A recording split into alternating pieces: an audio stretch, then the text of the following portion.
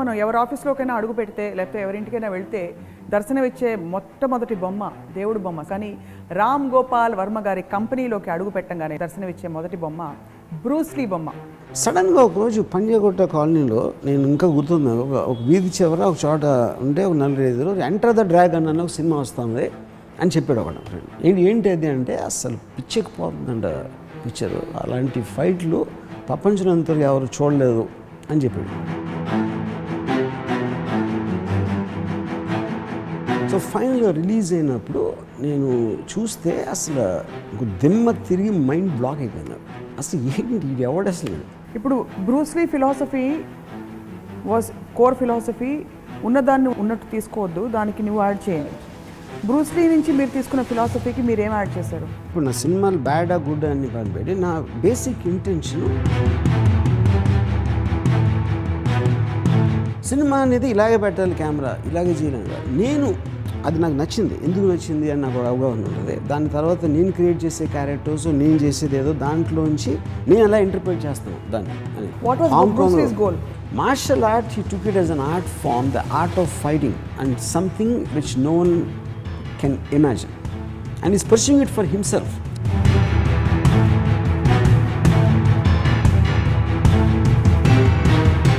Real hero. మీరు అంతకుముందు కనీ విని ఎరగని అని ఒక ఫేజ్ ఉంటుంది కదా, కనీ విని ఎరగని ఒక మనిషి, అది ఫోర్స్ ఆఫ్ నేచర్, అది ఎవరు క్రియేట్ చేయాలి.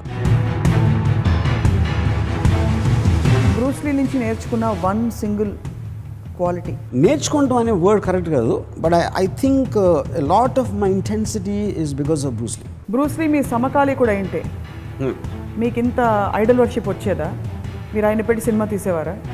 I would have loved to showcase him, and if ever I got a chance to do a film with him, అది నేను రంగీలాలో ఊర్మిళ అని అందం చూపించింది కన్నా ఇంకా బెటర్గా తను చూపించేవాడిని అని నా.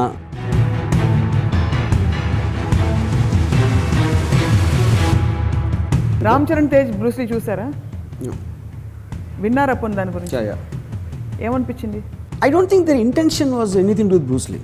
బ్రూస్లీ అని పేరు ఎందుకు పెట్టారో నాకు తెలీదు. బ్రూస్లీ పేరు పెట్టకపోతే ఆ సినిమా ఇంకా బెటర్గా ఆడేదని నా ఉద్దేశం. ఒక్క పదంలో బ్రూస్లీని వర్ణించాలంటే కోర్ ఏమిటి? రిటర్న్ ఆఫ్ ద డ్రాగన్లో వార్నింగ్ వేస్తాడు, ఆడ ఇలా ముందుకు వెళ్ళబోతే హీరోయిన్ ఆపుతున్నాడు.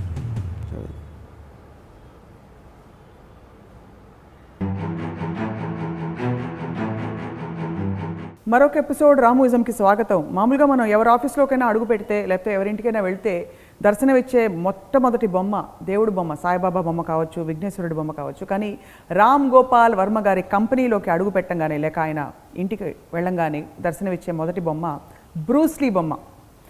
బ్రూస్లీని చూస్తే ప్రపంచానికి ఏమొస్తుందో తెలియదు, కానీ వర్మగారికి మాత్రం తెగ కిక్కు వస్తుంది. ఎప్పుడు కూడా ఎల్లప్పటికీ ఆయన చాలా సందర్భాల్లో చెప్పారు. బ్రూస్లీని గురించి, రామ్ గోపాల్ వర్మ గారి బ్రూస్లీని గురించి మాట్లాడబోతున్నాం ఈరోజు. వర్మ గారు, మీ బ్రూస్లీ ప్రపంచానికి సంబంధించిన బ్రూస్లీకి తేడా ఉంది. మీ బ్రూస్లీ చాలా దేవుళ్ళలా కనిపిస్తాడు అనమాట. ఒక యాక్షన్ యాక్టర్ అనేది మనం చిన్నప్పటి నుంచి అంటే నా ఎర్లియస్ట్ మెమరీలో ఒక క్లింట్ ఈస్ట్వుడ్ ఒక హార్స్ మీద వచ్చేసో, లేకపోతే ఇంకొకరు ఎవరో ఫైట్లు చేసేసి, లేకపోతే చేజ్లు, ఇట్లాంటి రకరకాల 10 మందిని కొట్టేయగలుగుతాడు అనేది మనం చూసాం చాలాసార్లు. Not like a new thing.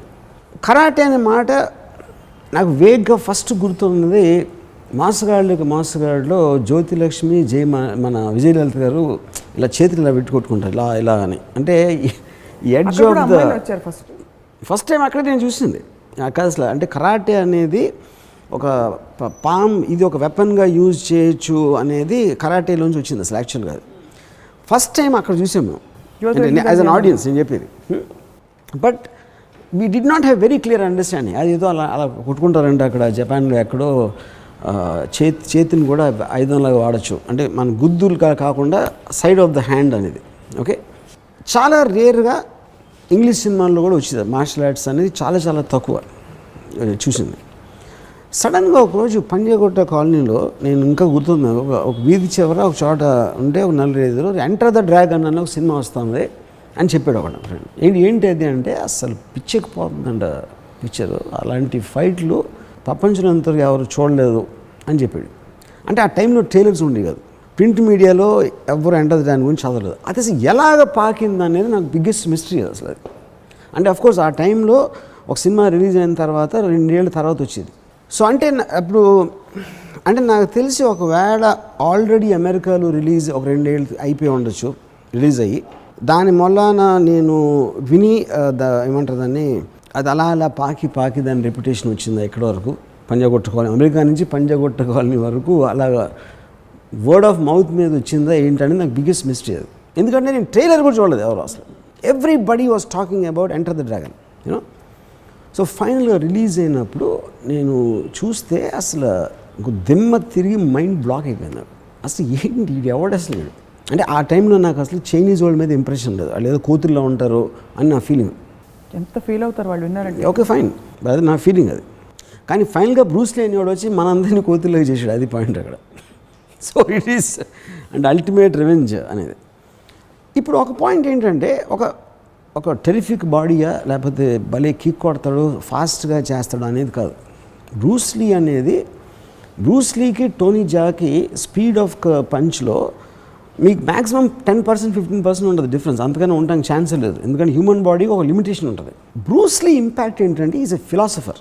ఒక థాట్ ప్రాసెస్, తను మాట్లాడే దాంట్లో ఒక జీవన విధానాన్ని గురించి చెప్తాడు.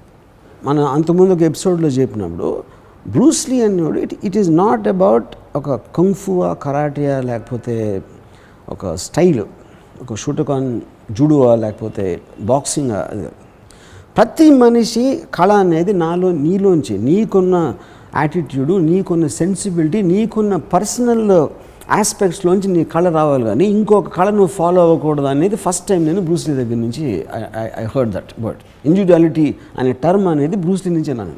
ఏ క్లాసికల్ ఫామ్ అయినా కూడా ఎవరో కనిపెట్టాడు ఇప్పుడు, దాని తర్వాత దాన్ని డెవలప్ చేయడానికి కానీ మార్చడానికి కానీ లేని తాహతు లేని ఒక అర్హత, ఒక కేపబిలిటీ లేని వాళ్ళు మాత్రమే అతన్ని ఫాలో అవుతూ ఉంటారు కంటిన్యూస్గా.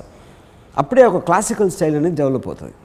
అవును, రియల్ ఆర్ట్ అనేది ఇండివిజువల్ నుంచి వస్తుంది, not in a accepted form అనేది బ్రూస్ లీ ఆర్గ్యుమెంట్. అందుకని తను ఆల్ ట్రెడిషనల్ ఫామ్స్లోంచి తీసుకుని Wing Chun karate to kung fu, Chinese kung fu to judo, to all దాంట్లోంచి తీసుకుని తను జీత్ కుండో అనే ఒక ఆర్ట్ కనిపెట్టాడు.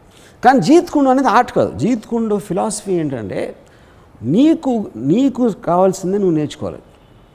నేను ఫైట్ చేసినట్టు చేయకూడదు, నీకు ఎలాగా దానికి సూట్ అవుతుంది నువ్వు చూడాలి. అందుకనే బ్రూస్ లీకి దగ్గరలో కూడా మళ్ళీ ఎవరికి మనకి కనపడలేదు. ఇది 40 ఏళ్ళ నుంచి బ్రూస్ లీ కొంచెం పర్లేదు. బ్రూస్ లీ 100% అంటే ఈ 90, 80, 60 కూడా ఎవరు రాలేదు.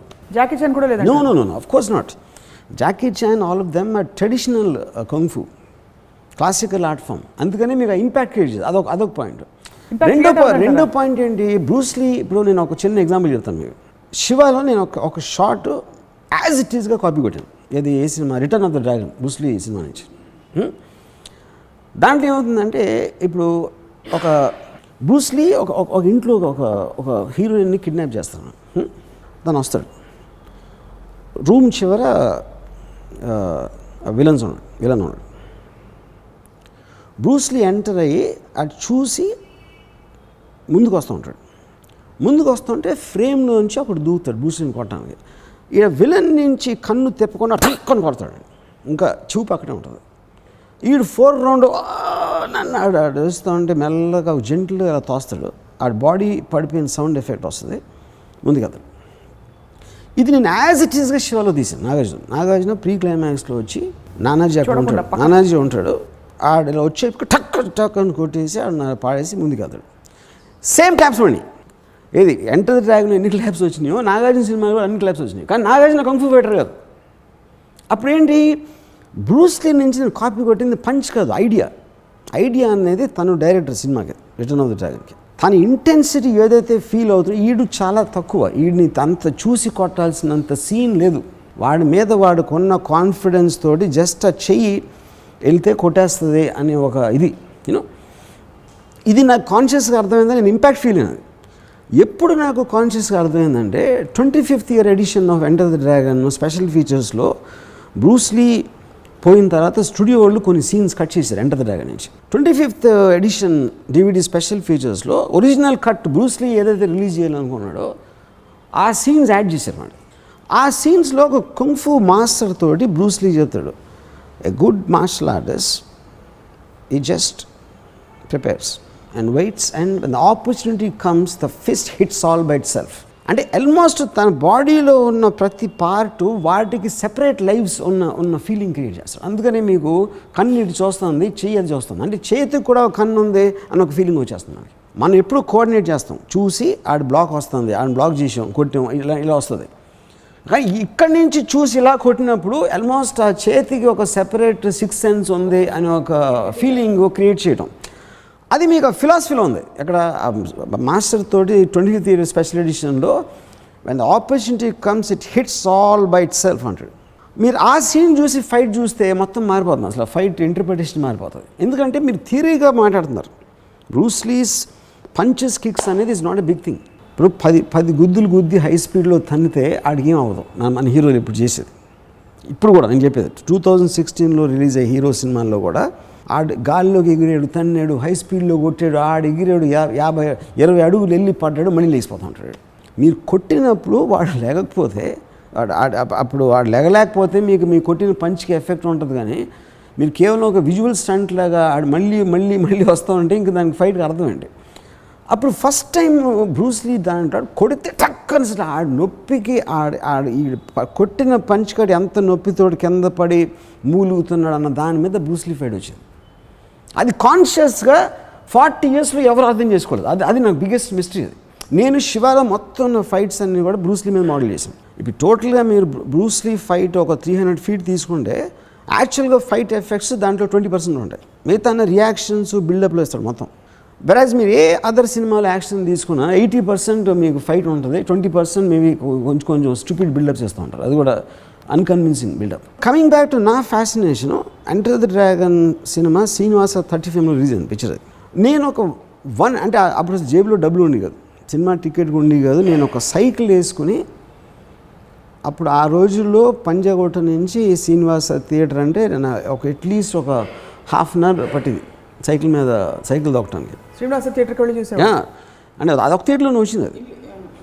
So 1 year I saw enter the dragon at least ఒక 23-24 times చూసి ఉంటాను. ఎందుకంటే డబ్బులు ఉంటే రోజు వెళ్ళివ్వండి, ఎప్పుడు కొంచెం సినిమా టికెట్కి సంబంధించిన డబ్బులు వస్తే ఎంటర్ డ్రాగన్ వెళ్ళండి.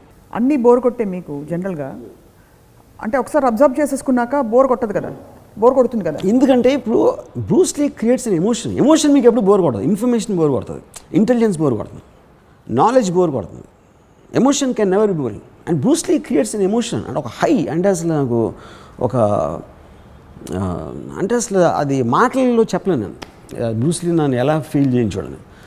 దాని తర్వాత ఒక 35 times Return of the Dragon చూశాను.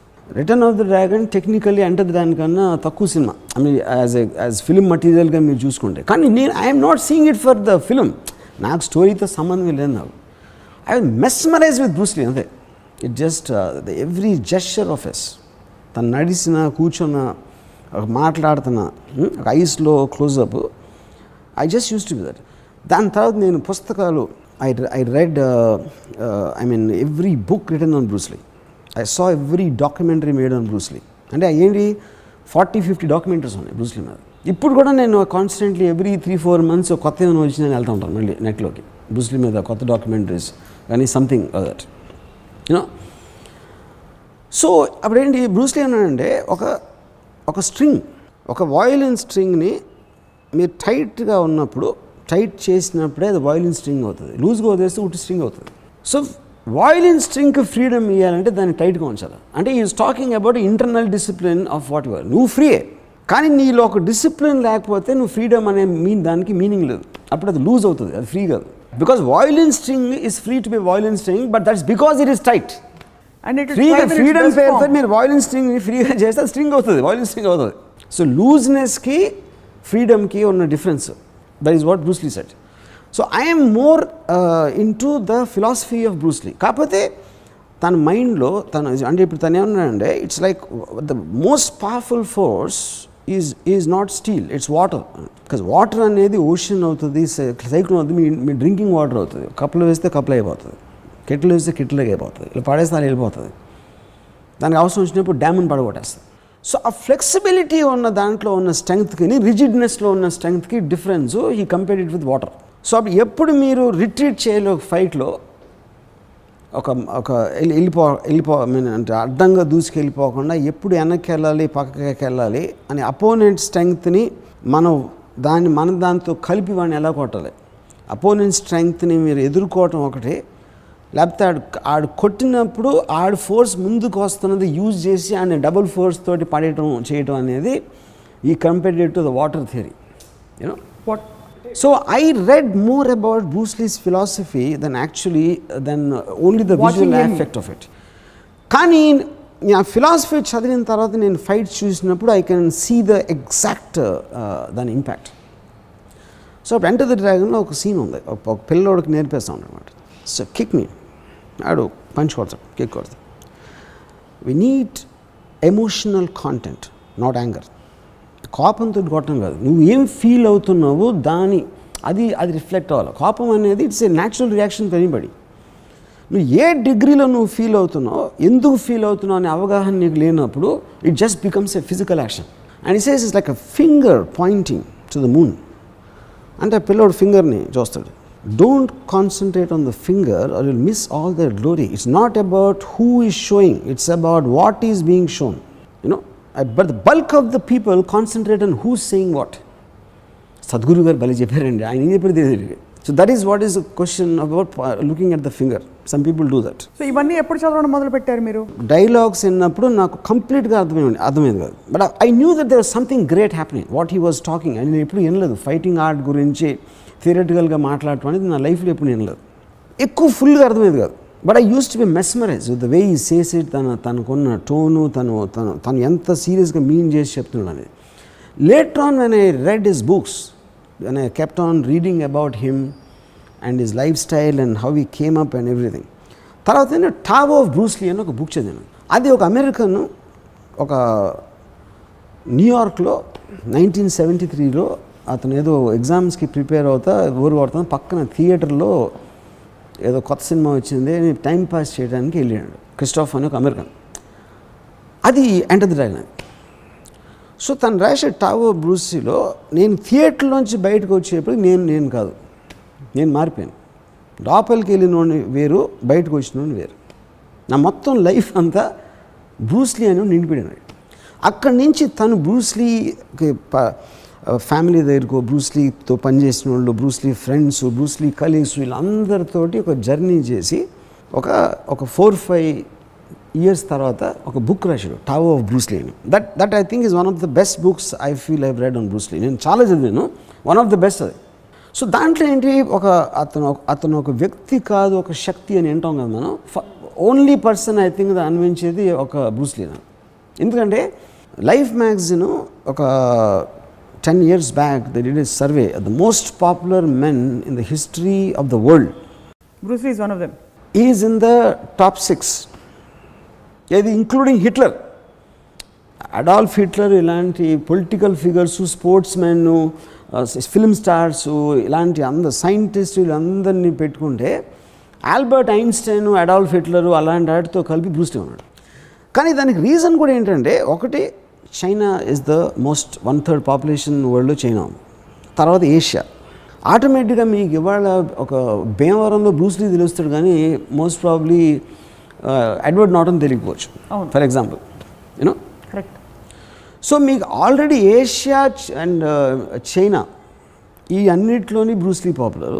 Then Enter the Dragon became a cult film in America. And first time Enter the Dragon release అయిన అప్పటికి కేవలం చెన్నై, హైదరాబాద్లో విదిన్ 6 months ఒక 10 to 12 మార్షల్ ఆర్ట్స్ స్కూల్స్ వచ్చేసి, ఎక్కడ ఉట్టి 2 సిటీస్లో అని చెప్పేది. ఆ టైంలో ఐఎమ్ టాకింగ్ అబౌట్ 1975, ఆ టైంలో 10 martial arts schools came in Hyderabad and Chennai. కానీ కామెడీ ఏంటంటే Bruce Lee was always against karate. Actually karate అనేది is thought it was the most, అంటే కరాటే అనేది ఆల్మోస్ట్ కర్ణాటిక్ క్లాసిక్ మ్యూజిక్ లాంటిది మార్షల్ ఆర్ట్స్లో. దానికి అగెయిన్స్ట్గా బ్రేక్ చేస్తా he discovered his art.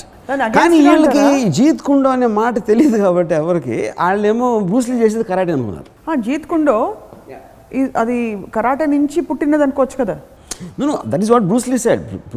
A art form మీరు కూరలో ఉండేరు, ఎవరో మీ గ్రేట్ గ్రాండ్ మదర్ ఏదో కోర్ చేసింది, దాని తర్వాత మీ అమ్మ మీద అలా ఒక్కొక్కటి అలా ఎవాల్వ్ అవుతా మీరు ఇవాళ ఇంట్లో చేసే కూర వస్తుంది. మీ మదర్ చాలా మంచి వంట వండితే ఆవిడ ఎక్కడో నేర్చుకున్నారు. దాని తర్వాత ఆవిడ ఏదైనా యాడ్ చేసి కొంచెం ఉప్పు ఎక్కువ పప్పు ఎక్కువ అలాంటిది ఏదో చేసి అరే మా అమ్మ చేతి వంట భలే ఉంటుంది అంటే ఆవిడ పుట్టడంతోనే పుట్టారా వంట నేర్చుకుని దాని తర్వాత నేర్చుకుని ఆవిడ ఏదో యాడ్ చేసి ఉండొచ్చు. Everything will come like that. ఎవడో బెంజమిన్ ఫ్రాంక్లిన్ కూడా కరెంట్ కనిపెట్టాడు, దాని తర్వాత ఇంకోటి, దాని తర్వాత ఏసీ వచ్చింది. So everything is linked. So similarly Bruce Lee he learned Wing Chun, he learned kung fu, he learned boxing. ఇవన్నీ ఫిలాసఫీస్ అన్నీ అకార్డింగ్ టు యూ బ్రూస్లీ దృష్టిలో చాలా చిన్న వయసులో చనిపోయారు. జీవితంలో ఏమి సాధించడానికి అయి ఉంటుంది? విజయమా, సక్సెసా, ఆ రంగంలో సక్సెసా, ప్రపంచంలో అందరూ to live life the way he wants and his obsessive passion about martial arts. అది మీ అంటే ఇప్పుడు ఎవరైనా బతికేది, మీరు కానీ నేను కానీ ఎవరైనా, you will choose a certain life. అది మీ ప్రొఫెషన్ అవ్వచ్చు, ఒక ఆర్ట్ ఫామ్ అవ్వచ్చు, లేకపోతే వాట్ ఎవర్ అవ్వచ్చు. కొంతమందికి అసలు లేకపోవచ్చు ఏమి. బట్ అయిన రాని ఉంది, the pursuit of truth is important. The pursuit of that truth which will help you in achieving your goal provided you have one. But 90% of the people don't have goals at all. They just live for the sake of living. So Bruce Lee, imagine ఇప్పుడు తను ఎక్కడో Hong Kong Bruce Lee's goal to take martial arts to the peak of its form, and he's developing. And musician goal ఎలా ఉంటుంది? I want to create music which would shake up the vision of what this art is about. Like architect it's about. Yeah, of course. Martial art, he took it as an art form, the art of fighting, and something which no one can imagine. And he's pursuing it for himself, because he finished all the classical arts of styles and he started seeing it beyond, which is what visionaries are about. ఎవరైనా కూడా ఉన్న దాంతో తృప్తి పడకుండా, like Nietzsche said, the man's goal is to become a superman. You know, నాకు ఎంతవరకు తెలిసింది దీన్ని మించి నేను ఆలోచించగలుగుతాను అనుకున్నప్పుడే ఆ మనిషికి ప్యాషన్ ఉంటుంది. ఉన్నది ఇది నేర్చుకుని ఇదే మళ్ళీ రిప్లికేట్ చేస్తాను అనేవాడు గొర్రెల మందోడు. The visionary is a guy who takes the art form he learn to some other sphere beyond what it is, which is what Bruce Lee was doing with martial arts. ఇప్పుడు Bruce Lee philosophy was core philosophy, ఉన్నదాన్ని ఉన్నట్టు తీసుకోవద్దు, దానికి నువ్వు add చేయండి. Bruce Lee నుంచి మీరు తీసుకున్న ఫిలాసఫీకి మీరు ఏం యాడ్ చేశారు? How have you made it, evolved it for yourself? For example cinema ఉంది, వాట్ ఎవర్ అనుకో, నా సినిమాలు బ్యాడా గుడ్ అని పనిపెట్టి నా బేసిక్ ఇంటెన్షను, నేను సినిమాలు చూశాను, గాడ్ ఫాదర్ చూడొచ్చు, ఎక్స్ చూడొచ్చు, వై చూడొచ్చు. సినిమా అనేది ఇలాగే పెట్టాలి, కెమెరా ఇలాగే చేయలేను కాదు. నేను అది నాకు నచ్చింది, ఎందుకు నచ్చింది అని నాకు అవగాహన ఉంటుంది. దాని తర్వాత నేను క్రియేట్ చేసే క్యారెక్టర్స్, నేను చేసేది ఏదో దాంట్లోంచి నేను ఎలా ఇంటర్ప్రిట్ చేస్తాను దాన్ని అనేది. So I take it beyond at least in my view. It is not అది యాక్సెప్టెన్స్ అవుతుందా లేదా అనేది అది సెపరేట్ ఇష్యూ, ఎవరికి యాక్సెప్టెన్స్ అవుతుందని. So continuously I am trying to push the boundaries in whatever art form I have, whatever thing I am passionate about. And you are saying striving is more important, not the result. Yeah.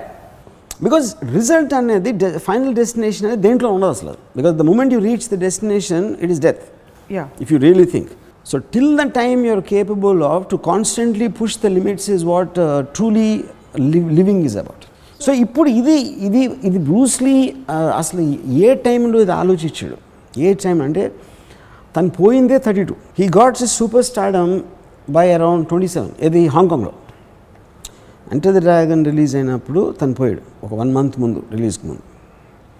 Before that he already made 5 films, the fist of fury, the Chinese connection, the big boss and the way of the dragon.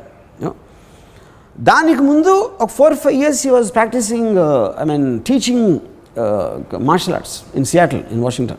So operatively he became a huge figure even by the age of 20. World recognition just when he died, that is 32. And do you think more after he died?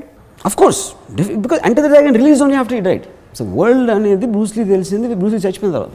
And Bruce Lee గొప్పతనం కూడా తెలిసింది పోయిన impact చూసాక. See, Bruce Lee had an impact in a core group of people. అలాగా అంటే for example Prabhudeva first time క్షణంలో choreograph చేస్తున్న assistant Prabhudeva, ఇది వాళ్ళ ఫాదర్కి.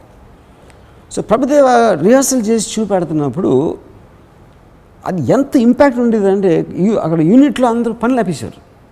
ఈ సెట్టింగ్ వర్కర్స్, కార్పెంటర్స్ వీళ్ళందరూ కూడా ఆపేసి తను చూస్తూ ఉండేది. ఒక మెస్మరిక్ ఇది ఉండేది ప్రభుదేవలో. అప్పుడు ఏంటి, దాంట్లో కోర్లో పాపులర్ ప్రభుదేవ. ఆ టైం నుంచి కాదలన్ అనే సినిమా రావడానికి ఒక 4-5 ఏళ్ళు అయి ఉంటుంది.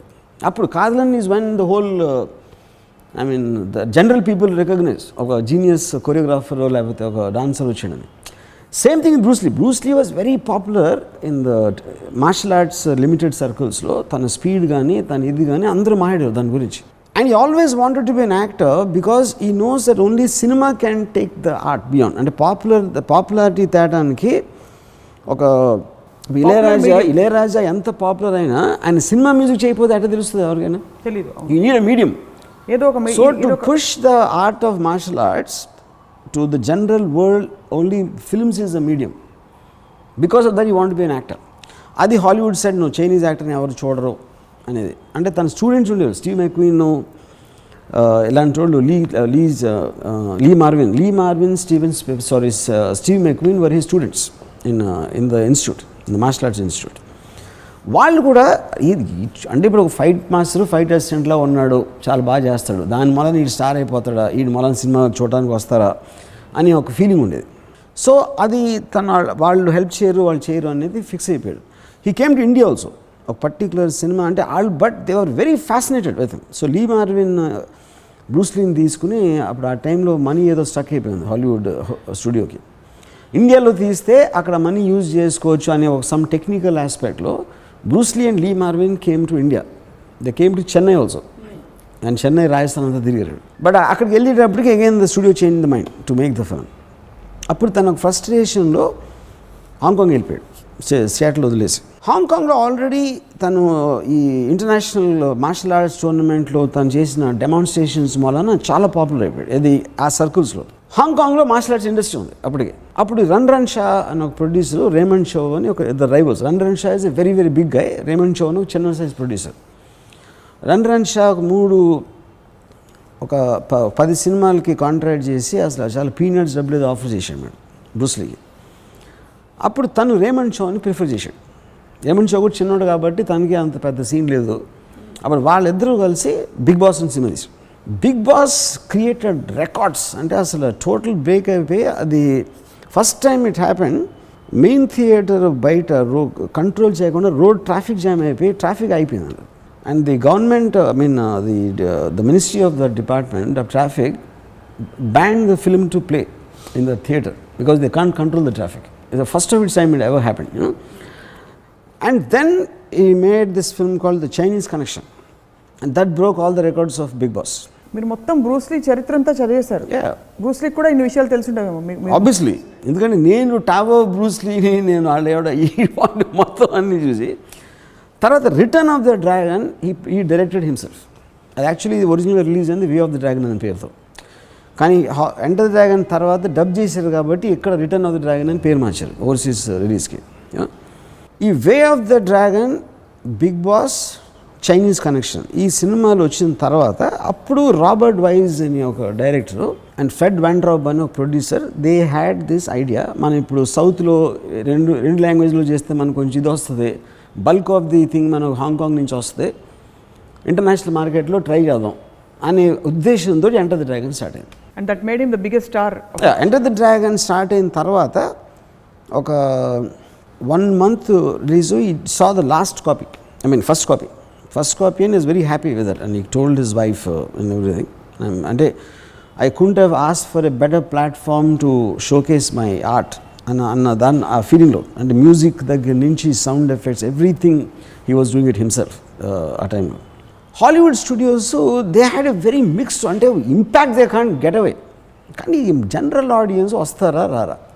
చైనీస్ ఓడ్ హీరో అంటే అంటే Asian and American, western, European మార్కెట్స్లో ఒక చైనీస్ ఫేస్ని చూసి వచ్చిన అంతవరకు లేదు అసలు, ఇన్స్టెన్స్ అనేది లేదు. Actually that way he created history of course. And release అయిన తర్వాత ఇట్ క్రియేటెడ్ ఎ సెన్సేషన్. అంటే ఫస్ట్ నా కజిన్ చెప్పాడు, బ్రూస్లీ చచ్చిపోతాడా, Bruce Lee how the fuck and Bruce Lee die అనేది ఫీలింగ్. అప్పుడు ఒక స్టేజ్లో తను ఏదో చంపేశారు, చైనీస్ షాలిన్ మాంక్ టెంపుల్ వాళ్ళు కంఫూ సీక్రెట్ ఇచ్చేసి వాళ్ళు ఏదో చేశారు, గవర్నమెంట్ చంపేసింది, ఏదో రకరకాల ఒక వార్తలు. ఎందుకంటే బ్రూస్లీ అనేవాడు చావటం అనేది అసలు ఊహకి అందదు అసలు. You can't understand. అంటే most perfect specimen of human being, his strength of mind, his intensity, his body, his fighting skill అంటే you can't go better than Bruce Lee. అలాంటి ఎలిమెంట్ ఉన్న మనిషి just like that he died. అదేంటి, it's a reaction to a pain killer tablet. Official confirmation the death సర్టిఫికేట్లో ఒక aspirin లాంటి ట్యాబ్లెట్కి ఒక negative reaction తోటి చచ్చిపోయాడు బ్రూస్లీ. యాక్చువల్గా మీకేమనిపిస్తుంది, you suspect that? I think 100% official cause is correct. ఎందుకంటే కాన్స్పిరసీ అనేది ఎవరైనా ఏదైనా అనుకోవచ్చు, దెయ్యం వచ్చి చంపేసింది అనుకోవచ్చు, లేకపోతే దేవుడు ఏదో అనుకున్నా, అది పాయింట్ అది కాదు. ఎవెన్చువలీ అటాప్సీ రిపోర్ట్లో what is fat content was very very less, అంటే abnormally low, because use to work out some 7 to 8 hours a day, physical workout I'm talking about. అలా చేసినప్పుడు ఆల్రెడీ డాక్టర్స్ వార్న్డ్ హిమ్. అంతకుముందు ఉన్న he used to have some kind of dizziness effect. అప్పుడు check చేసినప్పుడు they warned him, your fat content is like unimaginably low and it is not human, not natural to have that kind of to have that kind of a low fat content. ఎందుకంటే it's all muscle, pure muscle. But I believe అలాంటి నాకు medical aspect నాకు తెలియదు. అలాంటి దాంట్లో ఒక particular దాంట్లో it just did a reaction in the brain. Do you feel it's a tragic thing, I mean, that he died at 32? Honestly, I'm very glad. ఎందుకంటే for me is become a monument because ఈ died. అందుకే ఇప్పుడు Bruce Lee బతుకుంటే ఇప్పుడు 70 years ఉండే. 70 years Bruce Lee నా వల్ల కాదు, నేను చూడలేను. అంటే మీరు అని పక్కన పెడితే, ఆఫ్ కోర్స్ మీరు అని పక్కన పెడితే ఈ టాపికే ఉండదు. బట్ మీ వరకు యూ ఫీల్ దట్ ఒక వెలుగు వెలిగి ఆ తర్వాత తన I mean I think it's notional whether. నాకు ఒక్కటేంటంటే బ్రూస్లీ లాంటి మనిషి ఇవ్వాలి ఉంటే the technology what you have in capturing him, his moments and అంటే హై స్పీడ్ కెమెరాస్ కానీ, అంటే అసలు ఎలాంటి అద్భుతమైన సినిమా మార్షల్ ఆర్ట్స్లో వచ్చి ఉండేది అనేది నా ఊహకు అందట్లేదు. బ్రూస్లీ లాంటి మనిషి వాళ్ళు ఉంటే ఒకవేళ. కానీ ఇంత పెద్ద మార్షల్ ఆర్ట్స్ ఇండస్ట్రీ ఉంది, థాయిలాండ్లో ఉంది, కొరియాలో ఉంది, of course Hong Kong, China, Japan, ఇన్ని కంట్రీస్లో ట్రెడిషనల్ మార్షల్ ఆర్ట్ ఇండస్ట్రీ ఉంది. They could produce one Bruce Lee more. ఎక్కడ నియరెస్ట్ లీడ్ ఎవడు అసలు బ్రూస్లీకి? ఇప్పుడు జెట్ లీ కానీ, జాకీ చాన్ కానీ, టోనీ జా కానీ, all of them they just pale in comparison to Bruce Lee, only because they don't have a philosophical theory. Or would you say that Bruce Lee was the first one to do it? Bruce Lee was the first one to do it. Not at all, not at all. కొత్తగా వచ్చిన వాళ్ళు ఎప్పుడు కూడా first వచ్చిన వాళ్ళు. That's not true at all. ఎందుకంటే ఇప్పుడు news channel TV9 వచ్చింది. ఇప్పుడు చూసినా కూడా Bruce Lee you will feel the same impact. ఇప్పుడు I'm saying that is true. అంటే after you saw all this going back వచ్చింది, ప్రొటెక్టర్ వచ్చింది, అన్ని ఆల్ ది అంటే he is already from nowhere, ఏమీ లేని దాని నుంచి. అంతకుముందు ఎవరు లేరు ఇలాంటి ఆద్యులు లేకపోతే పెద్ద పెద్ద మాస్టర్స్. బ్రూస్లీ ఒక చాలా పెద్ద బెంచ్ మార్క్ క్రియేట్ చేసి తర్వాత వచ్చిన వాళ్ళు ఎవరు అంత బెంచ్ మార్క్ క్రియేట్ చేయలేకపోయారు. అదే నేను ఇందాక నుంచి చెప్తుంది అదే. Bruce Lee it is the man who's created, it is not the martial art. ఐస్లో చూసిన intensity that has more fighting power than actually his punch. You know, that's him as a person. ఇప్పుడు ఒక రిటర్న్ ఆఫ్ ద డ్రాగన్లో వార్నింగ్ వేస్తాడు, ఆడు ఇలా ముందుకు వెళ్ళబోతే heroine ఆపుతున్నాడు.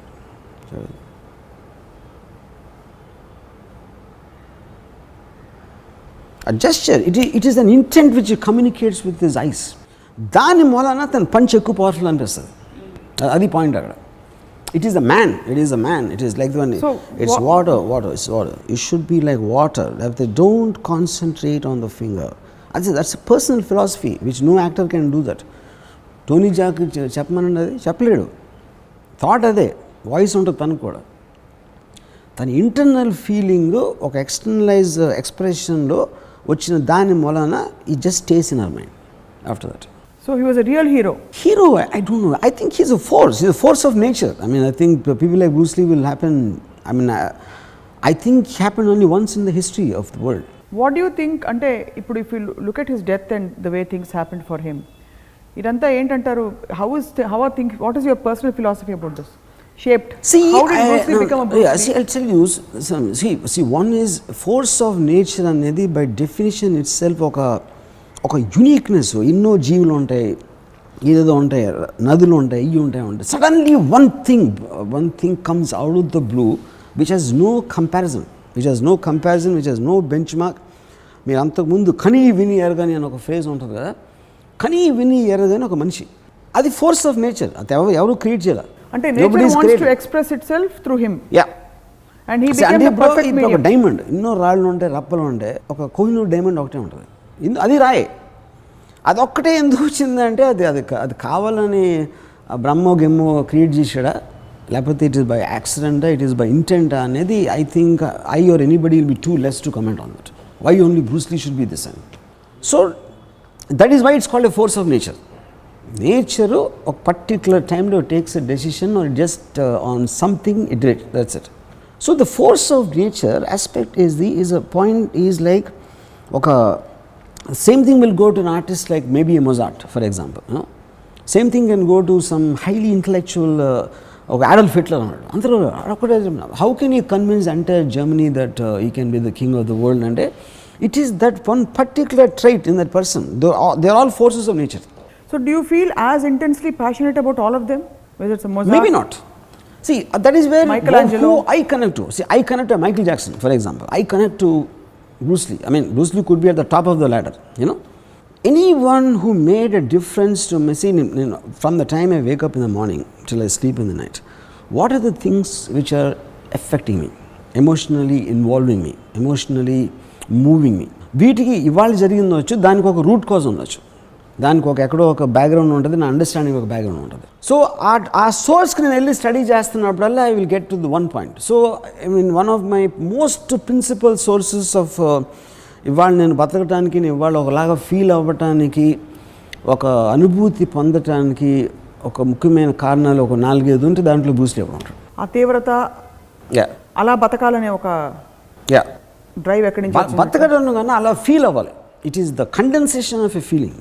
అది ఇప్పుడు నేను కంపెనీలో ఫోటో ఉంది కదా, ఇలా పెట్టి అసలు అంటే it is not about anything, it is just is the expression in his face. I know that how he would have lived his life. A art form అయినా మీరు ఎప్పుడు చెప్పేది ఒకటే, దట్ దాని బేస్ కోర్ ఫామ్లో కాదు, దాని evolution and application is what makes all the difference అని చెప్పి. అసలు మార్షల్ ఆర్ట్స్ నేర్చుకోవాలన్న సంకల్పం మీకు ఎప్పుడు కలిగింది? మార్షల్ ఆర్ట్స్ అనే పేరు నేను బ్రూస్ లీ తర్వాత విన్నాను. అంతకుముందు ఇందాక చెప్పాను కదా, నాకు మోసగాళ్ళు కరాటే అని పేరు అన్నాం, Vijayalalitha and Jyothilakshmi fighting. Martial arts as a word itself, అంటే unarmed combat in martial arts అనే దానికి మీనింగ్ లేదు అసలు. ఇప్పుడు సమురాయ్ వారియర్స్ అని మార్షల్ ఆర్ట్స్లో one of the most peak form. Japanese ఎంపైర్లో they were the principal guys. అంటే 12 సంవత్సరాలు నేర్చుకున్నాడు, ఇది ప్రాక్టీసింగ్ సమురాయ్ స్వర్డ్. గన్ను కనిపెట్టగానే అయిపోయింది వాళ్ళు మొత్తం. ఎందుకంటే గన్ అనేది మీకు బుల్లెట్ 20-30 అడుగుల నుంచి కొడతారు. ఒక 4 అడుగుల సమురాయ్ స్వర్డ్ ఏం చేస్తుంది గన్ని? మీరు 12 సంవత్సరాలు నేర్చుకుంటే ఏమి నేర్చుకోకుండా టపక్కన కొట్టేసాడు. సో మార్షల్ ఆర్ట్స్ దానికని మీన్ లేదు. It is not about martial arts. ఎప్పుడు మార్షల్ ఆర్ట్స్ నేర్చుకోవాల్సిన అవసరం లేదు, not for fighting sake, but you are using it as to make a personality of yours.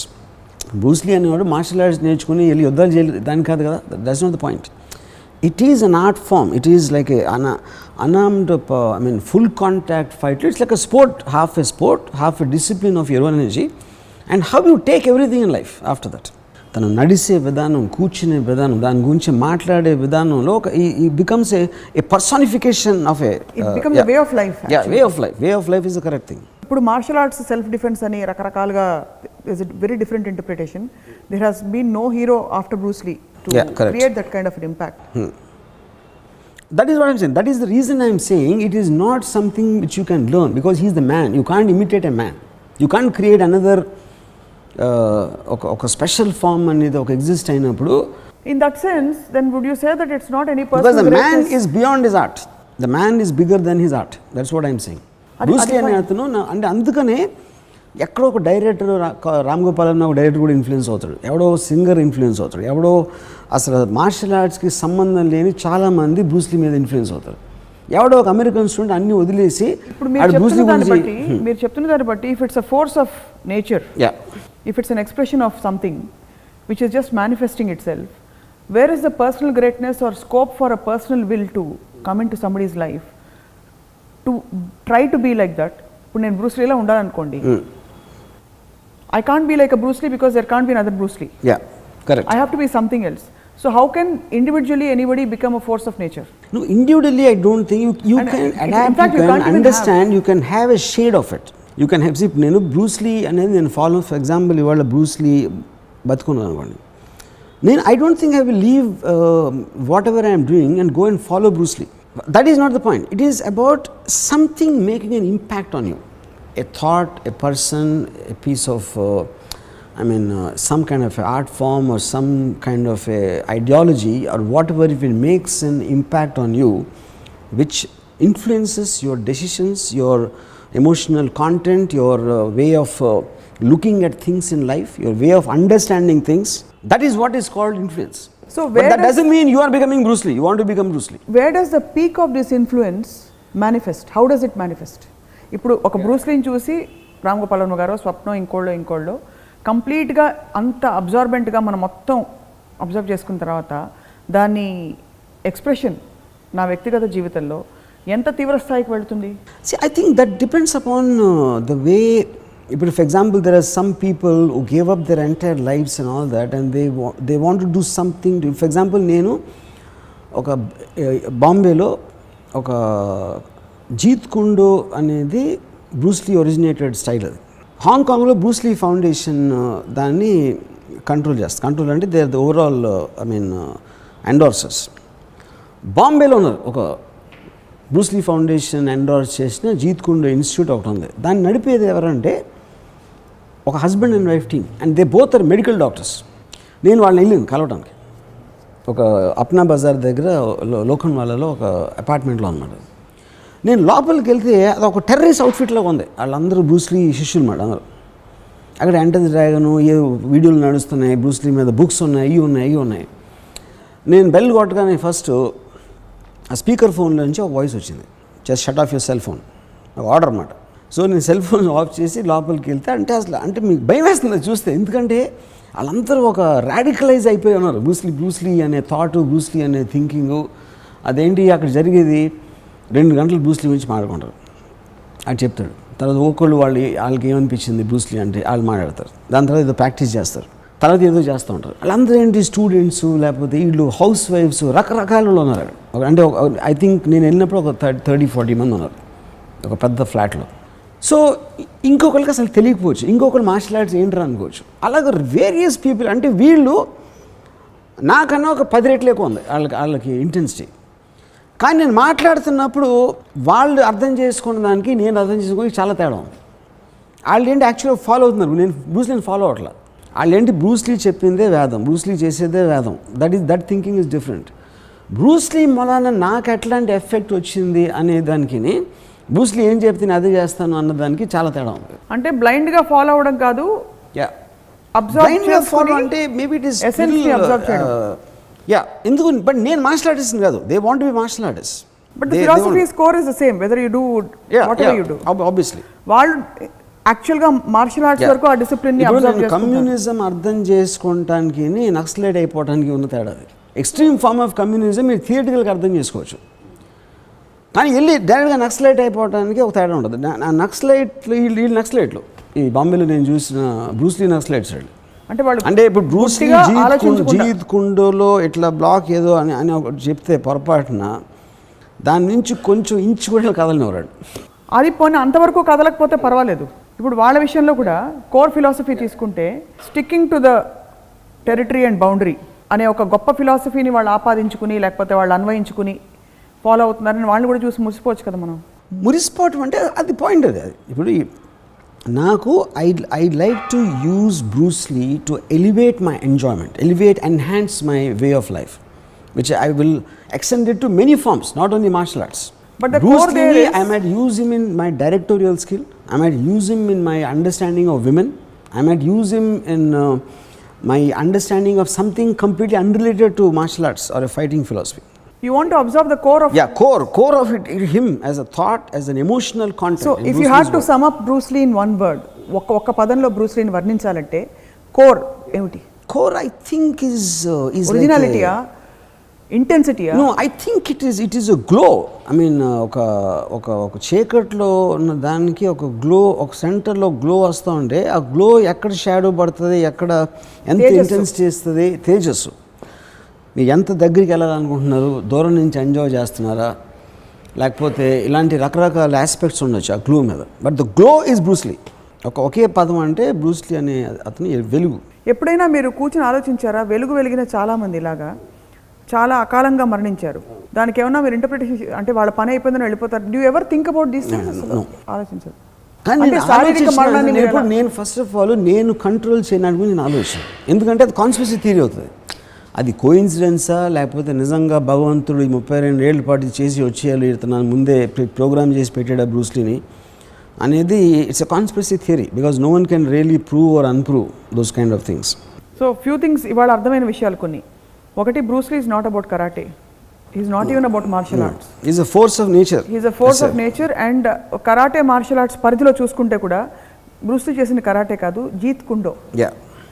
అంటే జీత్ కుండో కూడా it's not like he kept on saying Jeet Kune Do కూడా it's not don't take the classical form. It is about telling don't follow anybody, take from the best and make it your own and add something of your own. That's what he said.